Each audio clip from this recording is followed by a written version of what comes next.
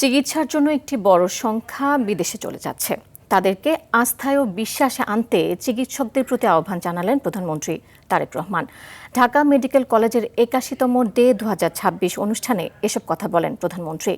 বলেন, উপজেলার প্রতিটি হাসপাতালকে ৫১ শয্যা থেকে ১০১ শয্যা বিশিষ্ট করার উদ্যোগ নিয়েছে সরকার।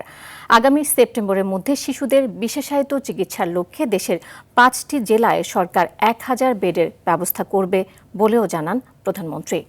শামীম চৌধুরীকে সঙ্গে নিয়ে বিষয়ে আরও জানাচ্ছেন সাদিয়া কানিজ।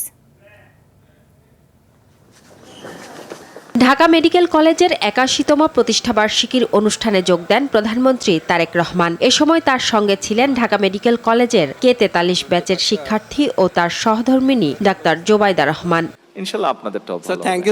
অনুষ্ঠানে ঢাকা মেডিকেল কলেজ হাসপাতাল ও দেশের চিকিৎসা ব্যবস্থার বিভিন্ন সমস্যা ও উন্নয়নের প্রস্তাব তুলে ধরেন কলেজের শিক্ষক শিক্ষার্থীরা। জবাবে বিদ্যমান সমস্যা সমাধানের উপর জোর দেন প্রধানমন্ত্রী। সেগুলো বাস্তবায়নে প্রয়োজনীয় পদক্ষেপের কথা জানান স্বাস্থ্যমন্ত্রী ও স্বাস্থ্য প্রতিমন্ত্রী।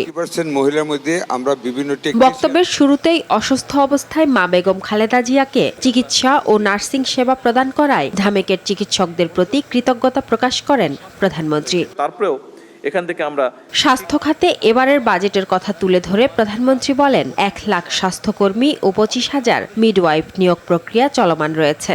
ডাক্তার বা চিকিৎসক অ্যাপয়েন্ট করলেই হবে না, এর পাশাপাশি ওনাদের হ্যান্ডসগুলোও লাগবে। ফলে আমরা নার্স, মেডিকেল টেকনোলজিস্ট যেটি আমরা আলাপ করেছি, ফার্মাসিস্ট, মিডওয়াইফ এবং অন্যান্য স্বাস্থ্য পেশাজীবী যেগুলো আছে বিদ্যমান আছে সেগুলো শূন্য পদও দ্রুত সাথে যাতে এই শূন্য পদগুলো পূরণ করা যায় সেটির প্রক্রিয়ার কাজও আমরা শুরু করেছি।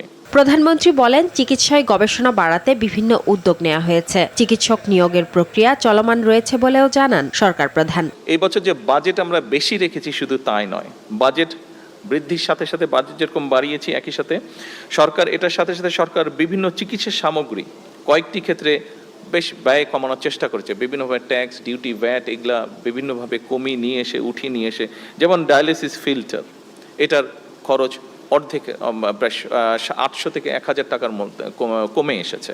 এর আগে ঢাকা মেডিকেল কলেজ হাসপাতালে বৃক্ষরোপণ কর্মসূচির উদ্বোধন করেন প্রধানমন্ত্রী। ভিত্তিপ্রস্তর স্থাপন করেন ২টি ছাত্রী হোস্টেলের। খোঁজ নেন হোস্টেলের ভবন নির্মাণের ব্যবস্থাপনা সম্পর্কে। সাদিয়া কানিজ, RTV, ঢাকা।